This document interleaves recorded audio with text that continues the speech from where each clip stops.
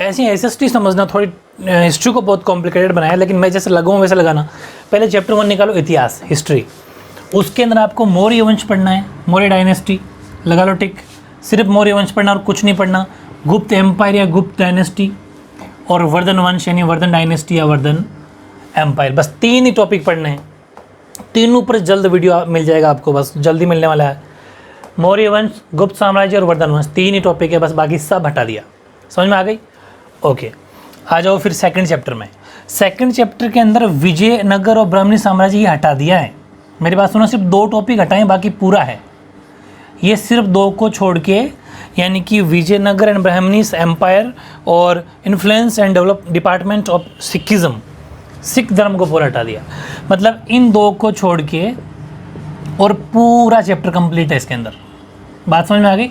सिर्फ 2 टॉपिक छोड़े, उसमें तो 3 पढ़ने हैं, इसमें 2 छोड़े हैं, बाकी सारा पढ़ना है। समझ में आ गई?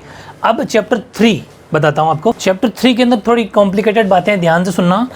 एक तो पहले जो पेज है ना, आपके ओरिजिनल बुक की बात कर रहा हूँ। देखो, सिलेबस हमेशा ओरिजिनल बुक से आता है। राजस्थान बोर्ड रोजाना आपको एक बात कहानी कहता हूँ, ये ऐसी ओरिजिनल बुक होती है, ऐसा आपको कवर मिलेगा। यही ओरिजिनल बुक है, बाकी सब फोटोकॉपी हैं, सब प्राइवेट बुक्स है। ये बुक लाया करो, नहीं लाया तो ले आना। इसके अंदर चैप्टर 3 के अंदर जो पहली हेडिंग है, पहले ही पेज पे, spirit of independence from 1757 AD to 1857, 1757 से 1857 की जो क्रांति है ना, वो उसकी मतलब 1757 से 1857 में तक स्वतंत्रता की चेतना, एक टॉपिक तो ये। फिर बीच में पूरा छोड़ना है, एक पेज छोड़ना है। मतलब जो एंग्लो इंडियन है ना, first Anglo Maratha war, second छोड़ना है, नहीं आ रहा, एक पेज छोड़ दो। मैसूर से नहीं छोड़ना है, छोड़ दो। 2 पेज छोड़ दो, 3 छोड़ दो, 4 छोड़ दो, 5, 6, 7, दामोदर, सब छोड़ना है। सीधा आ रहा है पॉलिटिकल मूवमेंट्स 1857 से 1919 एडी तक। मतलब बीच में आपको 5-6 पेज छोड़ने हैं। जो अंग्रेजों जितने भी युद्ध हुए थे ना, चाहे मैसूर से हो, वो सब छोड़ना है। और सीधे ही आपको आना है 5-6 पेज छोड़ के, सीधे आपको आना है 5-6 पेज छोड़ने के बाद में सीधा आपको आएगा ये राजनीतिक आंदोलन 1919 से 1947। 1919 से 1947 जो स्टार्ट होता है ना टॉपिक, वहाँ से लेके वो रोलेट एक्ट, जलियांवाला बाग हत्याकांड, ठीक है, साइमन कमीशन, ये पूरा व्यक्तिगत भारत छोड़ो आंदोलन, पूरा मतलब लास्ट पूरा चैप्टर है। पूरा चैप्टर इसके बाद में कंप्लीट किसान आंदोलन भी है, प्रजामंडल ये भी, भगत आंदोलन सब है, बरड ये सब है। मतलब मेरा कहने का रफली ये समझो, चैप्टर 3 में आपको वो बीच का टॉपिक छोड़ना है। कौन सा छोड़ना है? Struggle of Britishers against Marathas and Mysore से लेके पूरा छोड़ना है। सीधा स्टार्ट करना है आपको 1857 से 1857 से 1919 तक, लास्ट में पूरा। ये था चैप्टर 3। अब चैप्टर में 4 की बात करो ना, तो चैप्टर 4 में ओनली 4 एक ही टॉपिक है, इंडस्ट्रियल रिवोल्यूशन यानी औद्योगिक क्रांति, जो आपको स्टार्टिंग में एक पेज पलटते ही आगे वाले पेज पे इंडस्ट्रियल रिवोल्यूशन, औद्योगिक क्रांति, एक ही वीडियो बनेगा, जल्द बना दूंगा पूरा चैप्टर। मतलब इंडस्ट्रियल रिवोल्यूशन बस एक ही टॉपिक है, जिसमें आपके कम से कम ये 3-4 पेज रहेंगे। आपके कहाँ तक ये रहेंगे? आपके 4 पेज के लगभग करीब, ठीक है। ये आपके 4 पेज, एक ही वीडियो बना दूंगा। मतलब आपको औद्योगिक क्रांति पढ़नी है। जो औद्योगिक क्रांति कहाँ तक है? औद्योगिक क्रांति आपके इसके आविष्कारों, सुधार, और फिर इसमें हुए थोड़े परिवर्तन। मतलब जर्मनी से पहले जर्मनी इटली है ना, उनसे पहले बस सिर्फ एक ही टॉपिक है। ये था, हिस्ट्री कंप्लीट हो गई बस। तो इस तरीके से हिस्ट्री आपकी कंप्लीट। पहला चैप्टर 5 नंबर का जो भी मैंने बताया, दूसरा 6 नंबर का, तीसरा 7 का, चौथा सिर्फ 2 नंबर का, क्योंकि सिर्फ औद्योगिक क्रांति है। तो कुल मिला के हिस्ट्री 20 नंबर की है बस। अब मैं बात करूँ पॉलिटी की, तो चैप्टर 5 है लोकतंत्र, डेमोक्रेसी। तो डेमोक्रेसी के अंदर पहली हेडिंग है ना, सबसे पहले स्टार्टिंग में मीनिंग ऑफ डेमोक्रेसी, मतलब लोकतंत्र का अर्थ, बस वो अर्थ आ रहा है, आपकी परिभाषा आ रही हो, कुछ नहीं आ रही। इसके बाद में पेज पलटो 2, तो 4, और सीधा आगे आना है जो आपका पॉइंट नंबर 4 है, लोकतंत्र का आलोचनात्मक परीक्षण, यानी कि क्रिटिकल एग्जामिनेशन ऑफ डेमोक्रेसी, ठीक है। उसके अंदर इसके मेरिट्स और डिमेरिट्स दोनों पढ़ना है। मतलब लोकतंत्र के गुण, जिसके अंदर आपके कम से कम 12 पॉइंट है, और लोकतंत्र के दोष, यानी कि जो डिमेरिट्स हैं वो आपको, मतलब उन लोकतंत्र के दोष, वो आपके लगभग पॉइंट है इसमें 10, ये पढ़ना है। फिर नेक्स्ट है लोकतंत्र की सफलता के लिए आवश्यक परिस्थिति, essential conditions for the success of democracy. इसके अंदर 1-2 मतलब ये पूरा चैप्टर 16 टॉपिक ही हैं, बस इतना सा पढ़ना है। क्या? लोकतंत्र डेमोक्रेसी के गुण और दोष, मेरा मेरिट डिमेरिट्स, मतलब आलोचना हो गया, मेरिट्स डिमेरिट्स हो गया, और उसके बाद में लास्ट है उसकी आवश्यक परिस्थिति यानी एसेंशियल कंडीशंस। बस चैप्टर 6 की मैं अगर बात करूँ ना, तो चैप्टर 6 के अंदर आपके अपने तो पूरा कर लिया, लेकिन उसमें 3 टॉपिक हटा दिए। एक तो आप डिलीट कर दो, एक तो आपके हटा दिया है उपराष्ट्रपति यानी कि वाइस प्रेसिडेंट। समझ गए क्या? वाइस प्रेसिडेंट यानी उपराष्ट्रपति, जो मैंने ऊपर आराम से थंबनेल बना रखा है वीडियो का, उपराष्ट्रपति जी आपको अब नहीं पढ़ना है, मतलब वाइस प्रेसिडेंट आपको नहीं पढ़ना है। दूसरा council of ministers, council of minister का मतलब मंत्री परिषद का गठन। अब इसके पूरा हटा दिया इसको, इसके फंक्शंस, इसकी पावर एंड शक्तियाँ सब कुछ, ठीक है, अधिकार शक्तियाँ, इसको कंप्लीट हटा दो। मतलब कि मंत्री परिषद के मैंने 2 या 3 वीडियो बनाए होंगे, तीनों अब नहीं पढ़ने, क्योंकि काउंसिल ऑफ मिनिस्टर का काम भी नहीं आएगा, उनके ताकत फंक्शन अधिकार कुछ नहीं आएंगे। और एक लास्ट टॉपिक अपने बनाया था सर्वोच्च न्यायालय का, सुप्रीम कोर्ट, तो सुप्रीम कोर्ट भी हटा दिया है, सुप्रीम कोर्ट भी आपके नहीं आएगा, ना ही तो सुप्रीम कोर्ट की पावर आएगी, कुछ सुप्रीम कोर्ट से रिलेटेड कुछ भी नहीं आएगा, मतलब सर्वोच्च न्यायालय। सर्वोच्च तो वापस रफली सुन लो, सर्वोच्च न्यायालय यानी सुप्रीम कोर्ट नहीं है, उपराष्ट्रपति यानी वाइस प्रेसिडेंट नहीं है, काउंसिल ऑफ मिनिस्टर नहीं है, मतलब काउंसिल ऑफ मिनिस्टर बोल दो चाहे कैबिनेट बोल दो, यानी कि मंत्री परिषद गठन शक्तियाँ कार्य सब डिलीट, बाकी सारा है, सिर्फ 3 टॉपिक हटा रहे हैं, ठीक है। अब बात आती है चैप्टर 7 की, 7वां चैप्टर है स्टेट गवर्नमेंट, राज्य सरकार। ये पूरा है, कोई मामूली 1-2 टॉपिक छोड़े, मैं वीडियो बनाऊंगा तब समझाऊंगा, ऐसे नहीं समझ में आएगा, बिल्कुल ही समझ में नहीं आएगा आपके, बिकॉज कुछ ही नहीं छोड़ा है, मान लो कंप्लीट है। 7वां चैप्टर पूरा का पूरा आ रहा है, चैप्टर 8 पूरा का पूरा आ रहा है। चैप्टर 8 का नाम बताता हूँ, 7वां चैप्टर समझ में आ गया ना, सेंट्रल गवर्नमेंट यानी कि स्टेट गवर्नमेंट, राज्य सरकार। और 8वां चैप्टर है वाटर रिसोर्सेज यानी कि अपने जो जल संसाधन है, ये पूरा का पूरा 8वां आ रहा है, पूरा का पूरा 7वां आ रहा है। 9वां चैप्टर निकालो एग्रीकल्चर इन इंडिया, ये भी पूरा ही है, बस 2 टॉपिक छोड़ने हैं आपको। कौन कौन से? एक तो भारत की प्रमुख दलहनी फसलें यानी major pulse crops of India, बस ये नहीं आ रहा, कट लगा दो, major pulse crops of India, Bharat की प्रमुख दलहनी फसलें नहीं आ रहा, मतलब जो दालें थी ना वो नहीं आ रही। दूसरा भारतीय अर्थव्यवस्था में कृषि का योगदान, ये टॉपिक भी आपके नहीं आ रहा। लास्ट टॉपिक है contribution of agriculture in Indian economy, जिसमें आपको 5 टॉपिक दे रखे होंगे, टेबल भी दे रखी लास्ट में, ये नहीं आ रहा अब।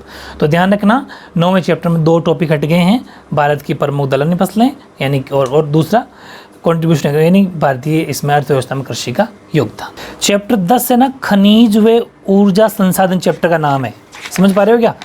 खनिज ऊर्जा संसाधन, इंग्लिश में बोलते हैं मिनरल एंड एनर्जी रिसोर्सेज। सिर्फ एक ही टॉपिक रखा है, स्टार्टिंग का टॉपिक छोड़ दिया। स्टार्टिंग में मेजर मिनरल ऑफ इंडिया है ना, कंप्लीट कट है, इसके अंदर सिर्फ एक ही टॉपिक रखा है एनर्जी मिनरल्स। स्टार्टिंग है 3 पेज छोड़ के, एनर्जी मिनरल्स का मतलब है ऊर्जा खनिज, जो ऊर्जा संसाधन है अपने एनर्जी मिनरल्स वो रखा है इसके अंदर बस, यानी कि ऊर्जा खनिज जिसके अंदर कोयला है, मतलब कोल हो गया अपना, ठीक है। कोयले के बाद में अपना पेट्रोलियम हो गया, फिर हम अपना मेजर रीजन ऑफ पेट्रोलियम, ये टेबलें हैं, थोड़ी मुश्किल ज़रूर छोड़ा है इन्होंने। फिर मिनरल्स ऑफ राजस्थान, फिर टेबल, मतलब टेबल है 2-3 टेबल्स है, मैं बना दूंगा जल्द वीडियो, ये हैं बस, बाकी स्टार्टिंग का छोड़ दिया, मतलब लोहा, अब्रक, बॉक्साइट सब डिलीट, ये नहीं आ रहा आपके। चैप्टर 11 में मैन्युफैक्चरिंग इंडस्ट्रीज़ यानी कि विनिर्माण उद्योग, बहुत ज़्यादा ईजी कर दिया भाई। इसके अंदर सिर्फ एक ही टॉपिक है इंडस्ट्रियलाइजेशन इन राजस्थान। इंडस्ट्रियलाइजेशन इन राजस्थान का मतलब है राजस्थान में औद्योगिकरण, शुरुआत के 5-6 पेज, दोनों तरफ से गिनूँ तो 6 पेज, या फिर शुरुआत में 3 पेज। इसके आगे लास्ट नीचे टॉपिक मिलेगा आपको ओरिजिनल बुक में, लास्ट का 1 पेज है बस पूरा ही। इंडस्ट्रियलाइजेशन इन राजस्थान यानी कि राजस्थान के औद्योगिकरण, फिर मेजर इंडस्ट्रीज इन राजस्थान जिसमें लेड, जिंक, सीमेंट है ना, ये वाली, यानी कि राजस्थान के प्रमुख उद्योग, और फिर लास्ट में राजस्थान के मतलब औद्योगिक प्रदूषण, ठीक है बस, और कुछ भी नहीं है, बस छोटा सा टॉपिक रखा है इन्होंने। इसके अलावा मतलब इंडस्ट्रियल पोल्यूशन, ये भी यहाँ इससे थोड़ा सा पहले वापस आना, इंडस्ट्रियलाइजेशन राजस्थान से पहले है इंडस्ट्रियल पोल्यूशन, जस्ट पहले टॉपिक, मतलब औद्योगिक प्रदूषण, फिर राजस्थान के प्रमुख उद्योग और राजस्थान में औद्योगिकरण। 12वां चैप्टर भी 4 नंबर का है, इसको पीछे से लगाओ, पीछे पेज खोलो चैप्टर के लास्ट एंड में। लास्ट टॉपिक है पॉपुलेशन पॉलिसी ऑफ राजस्थान, हट गया ये, हटा दो इसको, मतलब कि राजस्थान की जो है ना जनसंख्या नीति वो हट गई। फिर जस्ट इसके ऊपर है पॉपुलेशन पॉलिसी यानी कि जनसंख्या नीति खुद, वो भी हट गई 2। फिर जस्ट इसके ऊपर अर्बनाइजेशन यानी कि नगरीकरण, ये भी हट गया 3। इसके बाद में ये जो दोनों टॉपिक है ना, लिंग अनुपात, सेक्स रेशियो, लिटरेसी रेशियो, दोनों रखने हैं अपन को है ये। इसके ऊपर पॉपुलेशन प्रॉब्लम, ये हट गया, ध्यान रखना, सेक्स रेशियो यानी कि लिंग अनुपात और लिटरेसी रेशियो यानी साक्षरता दर, ये दोनों है, लेकिन इसके ऊपर जो पॉपुलेशन प्रॉब्लम है, जनसंख्या समस्या है, ये हट गई। बस इतना सा हटाया, बाकी सारा अपने को पढ़ना है। ठीक है, ये भी 4 नंबर का चैप्टर है। और 13वां चैप्टर कंप्लीट हटा दिया, 13वें में कुछ भी नहीं है। ठीक है, 13वें में आपको कुछ भी नहीं पढ़ना। ऐसे ही 14वां चैप्टर 3 नंबर का अपन ने हालांकि पूरा कर लिया, तो आपने नोट्स तो बना लिए होंगे, मैंने एक ही वीडियो में पूरा चैप्टर करवा दिया था। तो जो अपन ने कंप्लीट कर लिया चैप्टर, उसके अंदर आपको 2 ही टॉपिक रखे हैं, बाकी सारा डिलीट कर दिया इसके अंदर 2, और ये 3 नंबर का आएगा। एक तो रखा है इकोनॉमिक डेवलपमेंट, जो आपको स्टार्टिंग में तीसरे पन्ने पे मिल जाएगा। आर्थिक विकास, आर्थिक विकास मैंने करवा दिया था आपको, ये हैं। और एक है आपका आर्थिक विकास के बाद में नेक्स्ट टॉपिक है भारत में आर्थिक नियोजन, प्लानिंग इन इंडिया। ये भी आपका पूरा है, भारत में आर्थिक नियोजन का मैंने क्वेश्चन बनाना कहा ना, ऑब्जेक्टिव प्लानिंग इन इंडिया, पूरा का पूरा है वो, भारत में आर्थिक नियोजन का उद्देश्य वगैरह, जो मैंने आपको उस चैप्टर में करवाया था। 2 ही टॉपिक है। ठीक है, चैप्टर 15 बहुत ही छोटा सा है, 15 characteristics and new trends of Indian economy. बहुत जल्द वीडियो मिलने वाला आपका इसका भी। इसके अंदर सिर्फ 3 ही टॉपिक पढ़ने हैं आपको। एक तो पॉइंट नंबर, बुक में पॉइंट होते हैं ना, वैसे 15.3 इकोनॉमिक रिफॉर्म्स, यानी कि आर्थिक सुधार। उसके अंदर आपको ब्रैकेट में लिखा हुआ मिलेगा उदारीकरण, निजीकरण, वैश्वीकरण, यानी कि प्राइवेटाइजेशन, लिबरलाइजेशन एंड ग्लोबलाइजेशन, मिल गया, ये हैं। और दूसरा नेक्स्ट टॉपिक है 15.4, ये 15.3 पूरा पढ़ना है अपन को। 15.4 है द कॉन्सेप्ट ऑफ स्वदेशी, स्वदेशी की अवधारणा। फिर नेक्स्ट है 15.5 स्किल डेवलपमेंट, यानी कि कौशल विकास। ठीक है, फिर है चैप्टर 16 निकालो, उसका नाम है भारतीय अर्थव्यवस्था के समक्ष चुनौतियाँ, चैलेंजेस बिफोर इंडियन इकोनॉमी। इसके अंदर आपको 2 ही टॉपिक पढ़ना है, एक तो निर्धनता, दूसरा बेरोजगारी। बेरोजगारी के अंदर अनएम्प्लॉयमेंट हो गया बेरोजगारी, और निर्धनता होगी पॉवर्टी, गरीबी। ठीक है, बस 2 ही टॉपिक अपन को पढ़ना है, दोनों को पूरा पढ़ना। जल्दी वीडियो बना दूंगा आपके। ये भी 4 नंबर का चैप्टर है। 15वां 6 नंबर का था भाई, 15वां 6 का था, 16वां 4 का है, 17वां बिल्कुल हटा दिया। 17वां चैप्टर आपका डिलीट हो गया है। अब निकालो 18वां चैप्टर। चैप्टर 18 आपका पूरा का पूरा है भाई, कुछ भी नहीं हटाया इसके अंदर। ठीक है, ये भी आपके 5 नंबर का है, उपभोक्ता एवं विधिक जागरूकता तथा सूचना का अधिकार, consumer and legal awareness and right to information, पूरा है। 19वां सड़क सुरक्षा शिक्षा, road safety education, complete 2 number का पूरा है। और लास्ट मैंने जो भी आपको 20वां कराया था, पूरा है, स्वच्छता एवं ठोस कचरा प्रबंध। ठीक है, इस तरीके से आपका SST है। और जल्दी मैं आपको बहुत सारे ये वीडियो जल्द से जल्द प्रोवाइड कराने की कोशिश करूँगा। ठीक है, ओके।